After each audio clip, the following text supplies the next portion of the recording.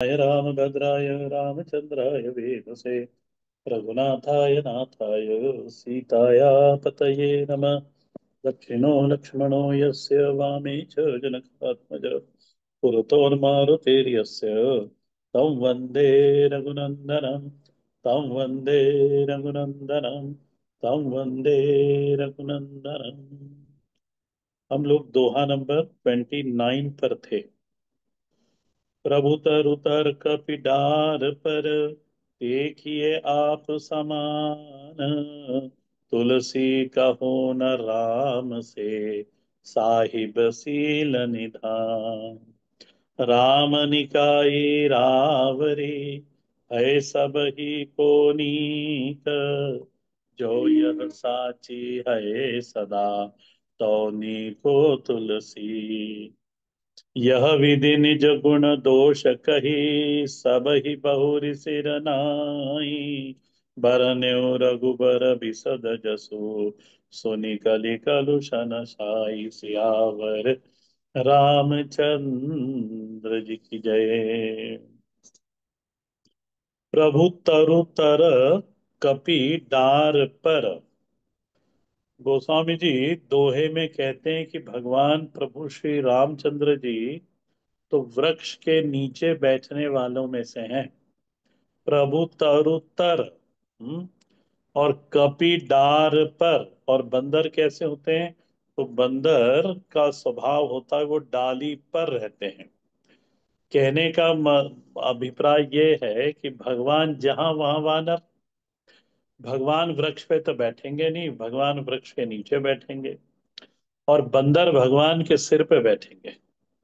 मने यहाँ पे है कि सारी मर्यादाओं को छोड़कर बंदर जैसा अपना स्वभाव करते हैं। सचिदानंद परमात्मा भगवान श्री राम के ऊपर, सिर के ऊपर ये कूदने वाले बंदर हैं। ये स्वभाव है उनका। भगवान ऊपर बैठे हैं, भगवान नीचे बैठे हैं, वो भगवान के ठीक सिर के ऊपर। और उनकी जो पूंछ है वो भगवान के ऊपर लगती है। बोले ऐसा होने पर भी प्रभु तरु तर कपिडार पर। ऐसा उनका अमर्यादित स्वभाव होने के बाद भी भगवान श्री राम ने किए आप समान। तुलसी कहो न राम से साहिब सील निधान। बोले ऐसे अमर्यादित वानरों को भगवान ने अपने समान बना लिया। न केवल अपने समान बना लिया, उनको राजा मंत्री इत्यादि इत्यादि भी पद दिए। तुलसीदास जी कहते हैं कि भगवान श्री रामचंद्र जी बोले उनका स्वामित्व ऐसा है। रामचंद्र जी जैसे स्वामी, बोले शील निधान। बोले सो न तुलसी कहो न राम से। तुलसीदास जी कहते हैं ऐसे राम सरीखा स्वामी बोले वो मिलने कहीं वाला नहीं। साहिब सील निधान, बड़ा शील निधान स्वामी है। बोले अपने भक्तों की, सेवकों की अवगुणों को तो देखता ही नहीं है। गुणों गुणों की ही तारीफ करता रहता है, प्रशंसा करता रहता है। नाराम निकाय रावरी है सभी को नीक। उन्होंने कहा जिस तरह से भगवान श्री रामचंद्र जी सभी के लिए अच्छे हैं, कल्याण करते हैं, उनका ये स्वभाव है। बोला उनके इसी स्वभाव के कारण शरणागत जीव अपने आप उनका कल्याण हो जाता है। और यदि ये बात सच्ची है तो कहते जो यह साची है सदा सौ तिल सौनी को तुलसी। बोले उनमें सबसे पहले कल्याण मेरा भी हो जाए, उन सभी में फिर मेरा भी कल्याण होगा। ऐसा गोस्वामी जी कहते हैं। मैं भी उनका एक ऐसा सेवक हूं। ए विधि निज गुण दोष कही सब ही बहुर सिर नाई। बरन्यो रघुबर विसद जसु सुनि कलि कलुषन साई। फिर पहली पंक्ति में दोहा नंबर 29 ग में कहते हैं इस तरह से उपरोक्त जितनी भी अभी तक आपने प्रसंग सुने, दोहा नंबर 29 तक के, उन सभी में गोस्वामी जी ने अपने गुण और दोषों का वर्णन करा है। बोले मैं सभी को प्रणाम करता हूँ, अपने गुण दोषों का वर्णन करता हूँ, मेरे में गुण और ये दोष हैं। अपने दोष को बखान करने से वह हमारे दोष घटते हैं। जो बोलने में समर्थ है अपने दोष बता देता है, तो धीरे धीरे उसके दोष जो उसके अंदर से बताने से, जैसे आप लोग बोलते हो ना कि हमारा दुख बांटने से दुख घटता है बताने वाले का, ठीक उसी तरह से हमारे अवगुणों को जब सामने प्रकट करते हैं लोगों के, तो उससे ही हमारे अंतःकरण में ग्लानि होकर धीरे से वो अवगुण हमसे दूर चला जाता है। इसलिए अपने श्रेष्ठ ज्येष्ठों के सामने अपने जो बुरी आदतें उनको प्रस्तुत कर देना चाहिए। सोई गोस्वामी जी ने अपनी जो भी गुण और दोष थे, ये भगवान श्री राम जी के समक्ष, भगवान शंकर पार्वती के समक्ष ये रखे। और अब कहते हैं, बरन्यो रघुबर बिसद जसु, सुनि कली कलुष साई। बोले अब मैं कली काल के को नाश करने वाला, कली के अवगुणों को, कली के पापों को, कली के कष्टों को नाश कर देने वाली ये जो कथा है, भगवान श्री रामचंद्र जी के जो निर्मल यश है, बोले उसे मैं कहूंगा। और कैसे कहूंगा? तो दो जो चौपाई में बोलते हैं, जाग बलिक जो कथा सुहाई, भरद्वाज मुनि बरहि सुनाई, कहूँ सोई संवाद बखानी, सुनहु सकल सज्जन सुखी मानी। उन्होंने कहा कि जो याज्ञवल्क्य जी ने मुनि श्री भरद्वाज जी को कथा सुनाई, उन दोनों के संवाद रूपी ये जो कथा है, बोले भगवान राम की कथा का अवतरण कैसे हुआ? बोले इन दोनों महात्माओं के संवाद स्वरूप भगवान श्री राम की कथा का प्रागट्य हुआ। बोले मैं उसी संवाद को आपके सामने जैसा है वैसा रखूंगा। कई सो संवाद बखानी, सुनो सकल सज्जन सुखमानी। हे सज्जन लोगो, आप लोग उसको एकाग्र मन से, हाँ, निर्मल मन से, शुद्ध मन से, बोले आप उसको ध्यान लगाकर सुनना, पहली बात। और बोले ये कथा सबसे पहले लिखी किसने? तो ले शंभु कीन यह अब ये गुरु परंपरा को बता रहे हैं। शंभु कीन यह चरित सुहावा, बहुरी कृपा करी उमहि सुनावा, सोई शिव काक भूषंडी दीना, राम भगत अधिकार विचिन्ना। उन्होंने कहा कि यह चरित्र तो भगवान शंकर के द्वारा रचित है, और बोले भगवान शंकर ने उमा पार्वती को इस कथा को सुनाई, और फिर समय आने पर फिर उन्होंने ये कथा बोले श्री काकभूषण जी को भी सुनाई। और काकभूषण जी ने फिर काकभूषण जी ने इस कथा को भरद्वाज याज्ञवल्क्य जी को सुनाई। नीचे की पंक्ति देखना, तेसन जाग बलिक पुनि पावा, काकभूषण जी से याज्ञवल्क्य जी को प्राप्त हुई। देखो इस श्रुति परंपरा है कि सदा शिव समारंभाम, भगवान श्री शंकर से ये कथा आरंभ हुई, बीच में उमा पार्वती जी आई, श्रीकुल से, एक हमारे यहाँ श्रीकुल चलता है जैसे शाक्त परंपरा में दो कुल हैं, काली कुल और श्रीकुल। तो काली कुल तो अलग हो गया फिर आगे जाके, पर ये श्रीकुल की परंपरा में हम भी दीक्षित हैं। चारों मठ जो शंकराचार्य भगवान के हैं, चारों मठ श्रीकुल की परंपरा में शाक्त परंपरा से आगे बढ़ते हैं। भगवान भाष्यकार स्वयं शाक्त परंपरा के श्रीकुल के दीक्षित हैं। और उनको दीक्षित किसने करा? तो उमा पार्वती की जो परंपरा चली, ये भी गुरु स्वरूप है, उनकी जो परंपरा चली, ये भगवान श्री भगवती श्री पार्वती जी ने ही कश्मीर में भगवान शंकराचार्य जी को दर्शन देके उनको दीक्षित करा था। तब बहुरी कृपा करी उमहि सुनावा। अच्छा, तेई सन काग बलिक जाग बलिक पुनि पावा, तिन पुनि भरद्वाज प्रति गावा। उन्होंने फिर ये भरत याज्ञवल्क्य जी ने भरद्वाज जी को सुनाई। ते श्रोता ते श्रोता भक्ता समशीला, समदर्शी जानहि हरि लीला। ये दोनों की दोनों जो श्री याज्ञवल्क्य जी और भरद्वाज जी हैं, ये श्रेष्ठ पंक्ति के भक्त हैं और श्रेष्ठ पंक्ति के ज्ञानी हैं और श्रेष्ठ पंक्ति के वक्ता हैं। श्रेष्ठ पंक्ति के वक्ता है ये।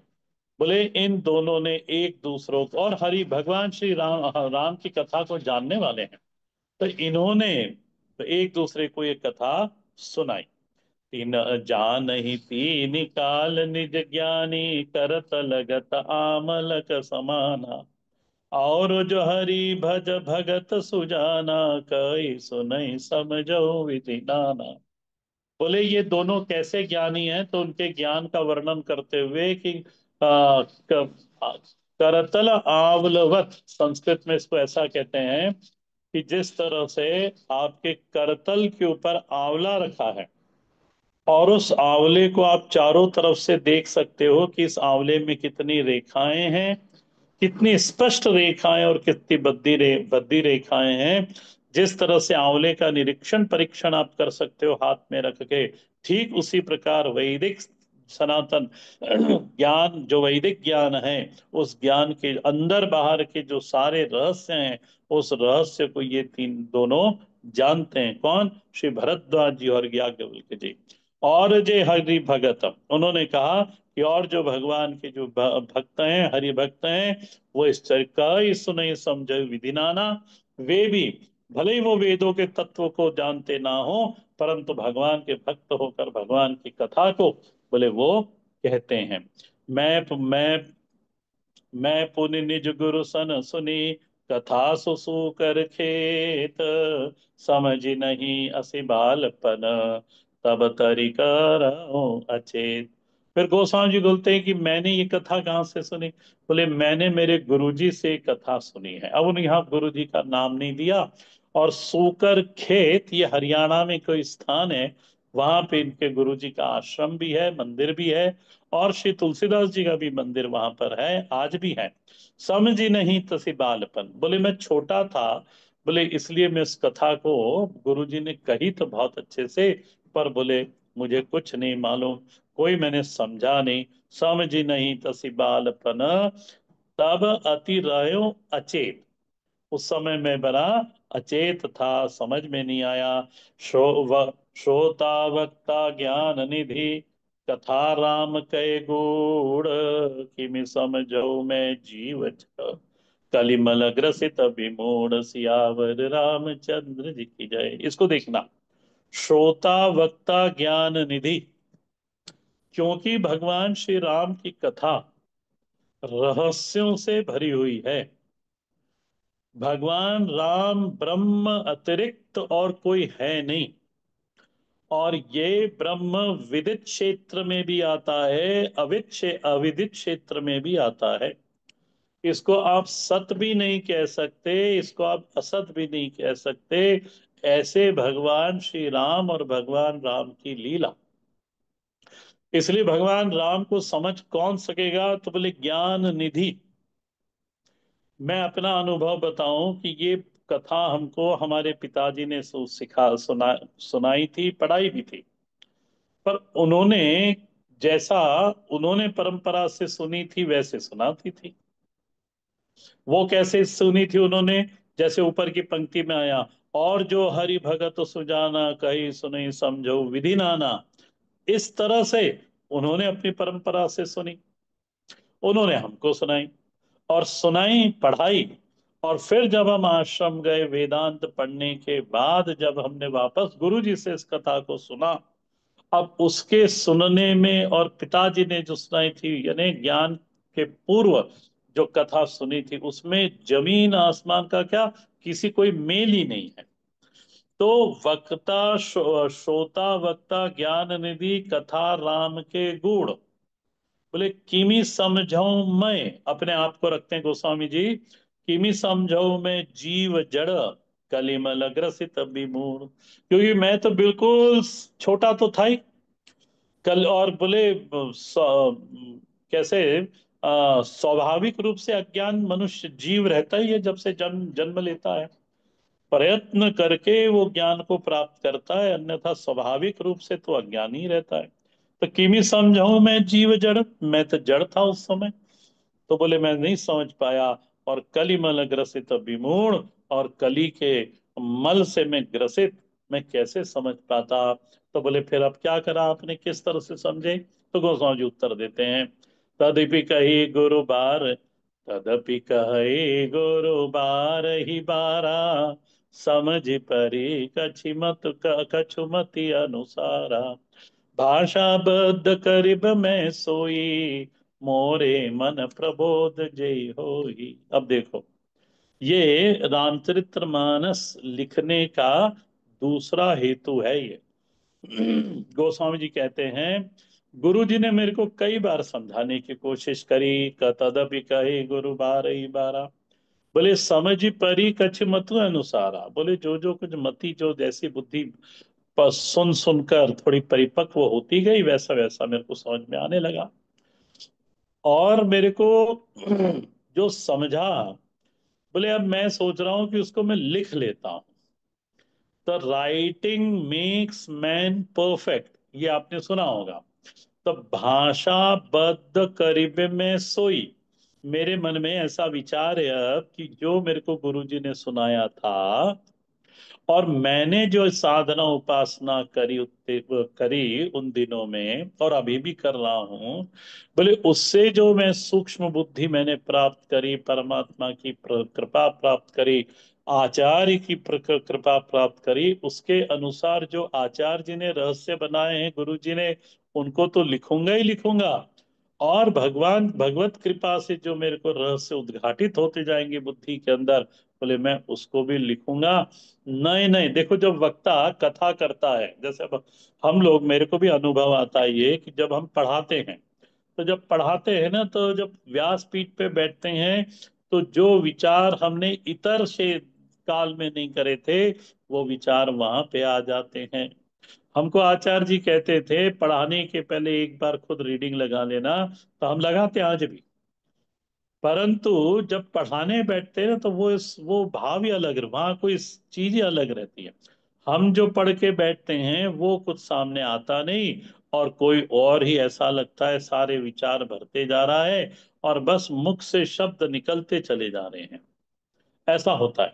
तो गोस्वामी जी ने भी इसको स्वीकार करते हुए कहा, भाषाबद्ध करीबे में सोई, जब मैं लिखने बैठूंगा इसको, बोले बोले तो मैं गुरु जी के सुनाए हुए रहस्य, और मैं भी भगवान राम के बारे में और विचार करूंगा, जो गुरु जी ने विचार बताए हैं उसके ऊपर, और मैं उनकी कृपा से मनन करूंगा, तब मेरे मन में भी और नए नए विचार आएंगे, उनको मैं क्या करूंगा। बोले भाषा बद्ध करीबे में सोई, बोले मोरे मन प्रबोध जेई होई, और फिर उसी के द्वारा मेरे मन में प्रबोध की उत्पत्ति होगी। जैसे जैसे हम पुस्तक में लिखते चले जाते हैं, उसी तरह से हमारी बुद्धि में इनग्रेव होता चला जाता है। हाँ, जैसे ये मेरा मेरे को भी इसका बड़ा अनुभव है। पीएचडी करने का मेरे को तो एक ही लाभ हुआ, क्योंकि डिग्री मिलने के बाद तो फिर मैंने छोड़ दिया था। तो एक लाभ ये हुआ कि मेरे को लिखने में बड़ी रुचि हो गई। तो लिखते खूब है, लिखो। तो और लिखने से क्या होगा, बिल्कुल मैंने देखा कि दिमाग में वो छप जाता है। और गोस्वामी जी उसको स्वीकार, गोस्वामी जी उसके ऊपर मोहर लगा रहे कि ये ऐसा होता है। भाषाबद्ध करीबे में सोई, मोरे मन प्रबोध जई हुई।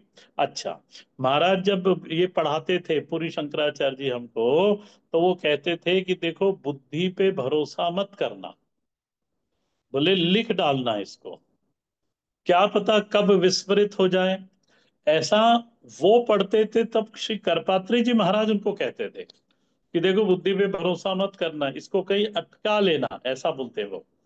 तो बस वहां से हम लोग और सीख गए, और गोस्वामी जी ने उसके ऊपर मोहर लगा रहे हैं, भाषा बद्ध करिबे में सोई, मोरे मन प्रबोध जई हुई, जस कछु जस कछु बुद्धि विवेक बल मोरे, तस कहूँ ही हरि के प्रेरे, निज संदेह मोह भ्रम हरणी, करो कथा भव सरिता तरनी।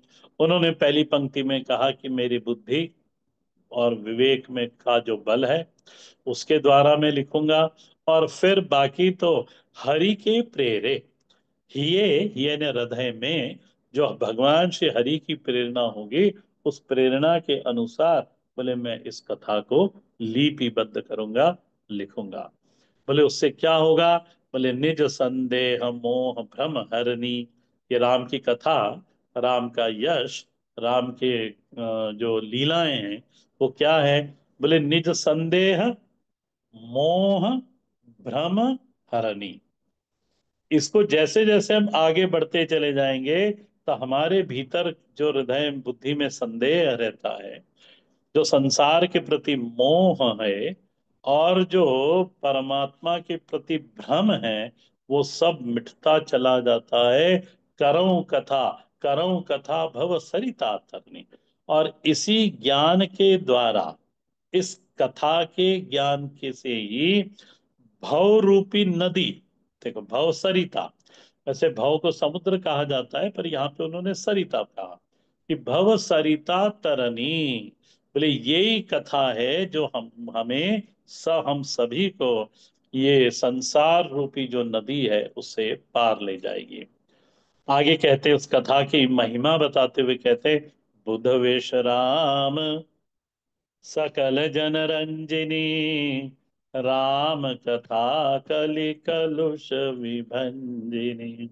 बुध विश्राम, ध्यान देना, गोस्वामी जी कहते हैं कि यहाँ इस कथा के अंदर जो मटेरियल है ना, जो विषय है, वो विषय किसके लिए है? तो बोले दो प्रकार के, इसके अंदर कथा को दो प्रकार से सुना जा सकता है। बोले कैसे? बोले पहला तो बुद्धिमान लोग जब इसको सुनते हैं तो उनके लिए ये विश्राम का स्थल है। अब देखो, जो बुद्धिमान लोग हैं, जो गूढ़ गूढ़ रहस्य को, उनकी बुद्धि ऐसी है, जो तलस्पर्शी बुद्धि है उनकी। उनकी बुद्धि रहस्य का भेदन करने में समर्थ है। ऐसी बुद्धि वाले लोगों को वैवाहिक कथा सुनाएंगे तो उनको कभी आनंद नहीं आएगा। वो कहेंगे कि ये व्यवहारिक बात तो हमको आती है, कुछ इसमें गुणार्थ हो जो मेरे को परमात्मा के निकट पहुंचाए। बोले मेरी बुद्धि के अंदर जो भ्रम है उसका नाश कर दे, मेरी बुद्धि के मिथ्यत्व को सिद्ध कर दे। यदि ऐसा कोई रहस्य हो तो महाराज वो आप हमें बताओ, तो हमारे हमको कथा सुनने का लाभ है। तो ध्यान देना, बुध विश्राम, तो विद्वान लोगों के लिए राम कथा विश्राम स्थल है। इसके अंदर वो सारे गूढ़ रहस्य को गोस्वामी जी ने सरल भाषा में प्रकट कर दिया। हाँ? तो भी ये सरल भाषा तो नहीं है, ये बड़ी गूढ़ भाषा है गोस्वामी जी के। एक एक पंक्ति गोस्वामी जी का मंत्र के समान है। तो बुध विश्राम, तो बुद्धिमान लोगों को तो इसमें रहस्य उद्घाटित होंगे, तब उनको बड़ा आनंद आएगा कि ठीक है, कथा के पीछे, भगवान राम के पीछे देखो ये सब रहस्य हैं।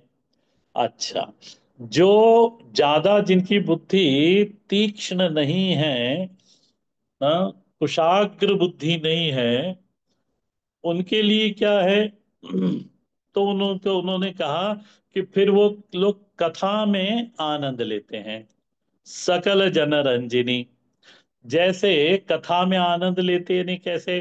तब भगवान का जन्म हुआ तो उनको कुछ अपने घर में बालक उत्पन्न जन्म की कोई याद आ जाएगी, उससे वो रिलेट कर जाएंगे, और बस वैसे ही भगवान का जन्म हुआ तो जन्म उत्सव मनता है। फिर जन्म उत्सव मनेगा, फिर छठी मनेगी, फिर उनका यज्ञोपवीत होगा, इत्यादि इत्यादि। उनके फिर उत्सव चलते रहते हैं। आपने भी सुने होंगे कि आज भगवान का प्रागट्य है, फिर 6 दिन बाद या 5 दिन बाद फिर भगवान की छठी करते हैं। फिर हमारे उधर मध्य प्रदेश में तो मैंने देखा कि उसके 15 दिन बाद एक ग्यारस आती है। उस ग्यारस को बोलते हैं डोल ग्यारस। डोल ग्यारस का अर्थ होता है कि डोल बनाए, एक पालकी बनाई जाती है, और उस पालकी के अंदर उसको सजाया जाता है अनेक पत्तों से, फूलों से। उसके अंदर भगवान श्री कृष्ण को बिठाया जाता है, जन्माष्टमी के बाद की बात है ये। और फिर एक यशोदा जी बनाते हैं उसके अंदर। और बोले आज यशोदा जी डोल में बैठ के कहाँ जा रही हैं, तो बोले यमुना जी जा रही हैं। क्यों? बोले भगवान श्री कृष्ण के पोतड़े धोने। बोले बहुत सारे कपड़े इकट्ठा हो गए, तो बोले उनको धोने के लिए जा रही हैं। तो बहुत, बस बहुत सारे, हर मंदिर से डोल निकलता है। और वो डोल निकल के कहा नदी के तट पर जाएगा। वहां पे भगवान और श्री यशोदा जी को स्पर्श कराएंगे उस जल का। जो भी नदी हो, उस नदी को यमुना जी का स्वरूप मान लेते हैं। और फिर वापस वो डोल रात के समय वापस अपने घर आते हैं। तो नियम क्या होता रहता था उसका, कि वो चार लोग डोल उठाते थे। उस डोल के नीचे से आपको निकलना है। जो एकादशी करता है उस वो फिर रास्ते में खड़े रहते हैं, और जितने भी डोल निकलेंगे उनके नीचे से आपको निकलना है। कम से कम 11 डोल के नीचे से तो आपको निकलना ही चाहिए, ऐसा माना जाता है। तो फिर लोग, ये शाम से शुरू हो जाता है, जैसे वो कावड़ निकलती है ना यहाँ पर, उसी तरह से शाम से शुरू हो जाता है। लोग खड़े हो जाते हैं रास्ते के आजू बाजू, और सब इधर से कोई इधर निकल रहा है, कोई उधर से निकल रहा है, इस तरह से। तो फिर वो उत्सव एक रहता है डोल ग्यारस का।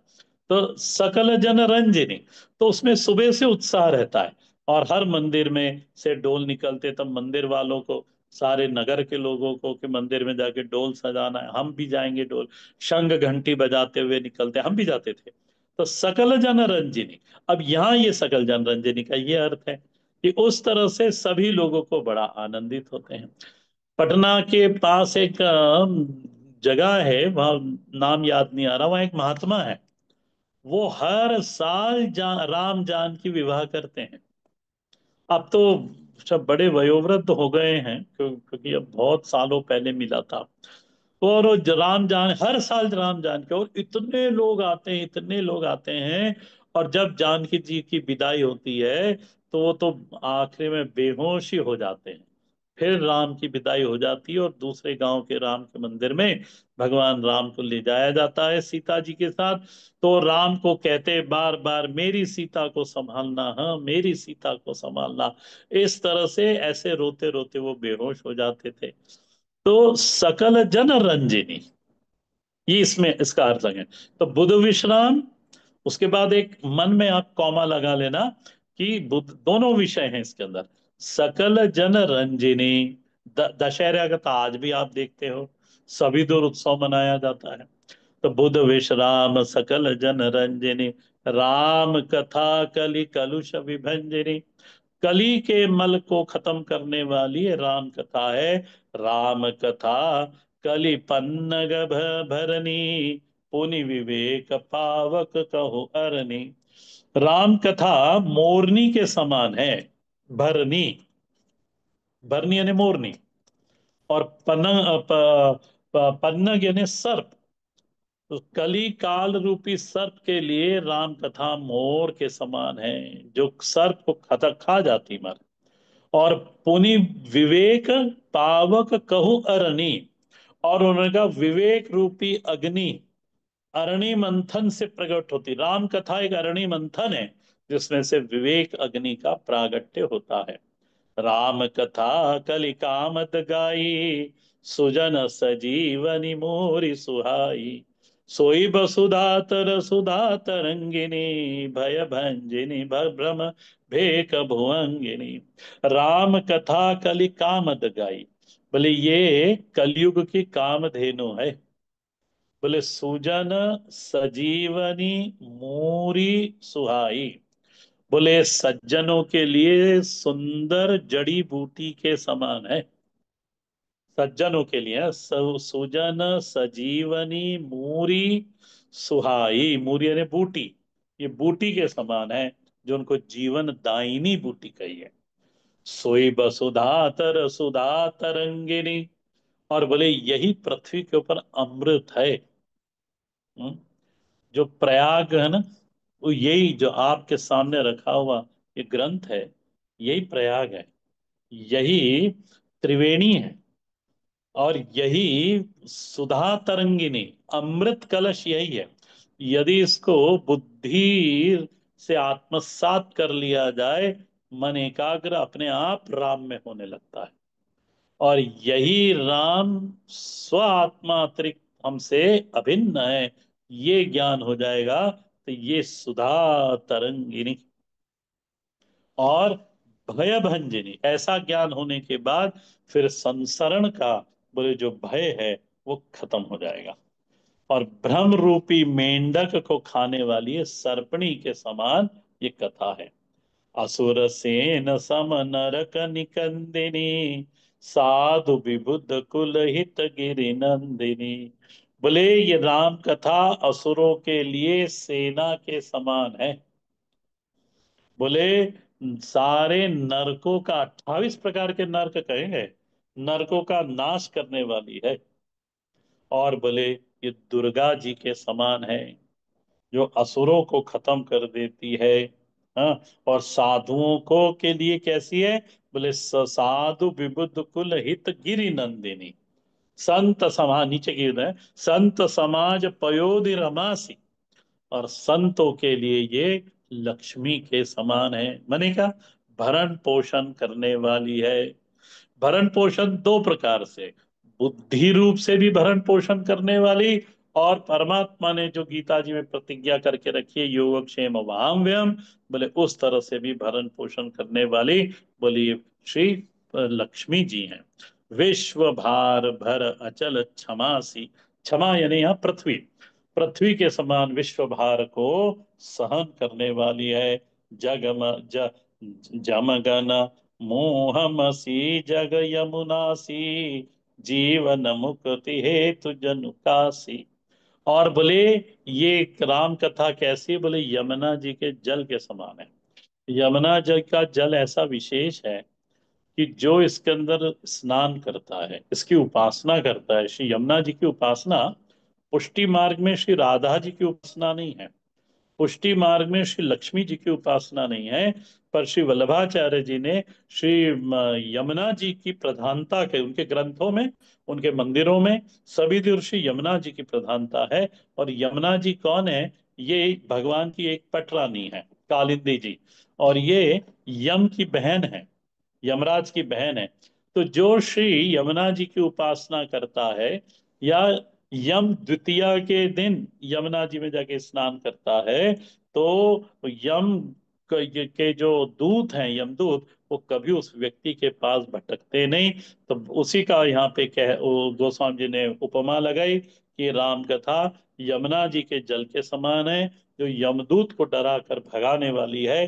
जीवन मुक्त हेतु जनु काशी, और जो जीवन मुक्त लोग हैं उनके लिए ये काशी के समान है। राम ही प्रिय पावन तुलसी सी, बोले भगवान श्री राम के लिए ये कैसी है? बोले तुलसी दल के समान है। बोले तुलसी के क्या के जो दल हैं, दल यानी पत्र, उनके समान पवित्र है। जैसे भगवान तुलसी को स्वीकार करते हैं, वैसे इस कथा को वे स्वीकार करते हैं।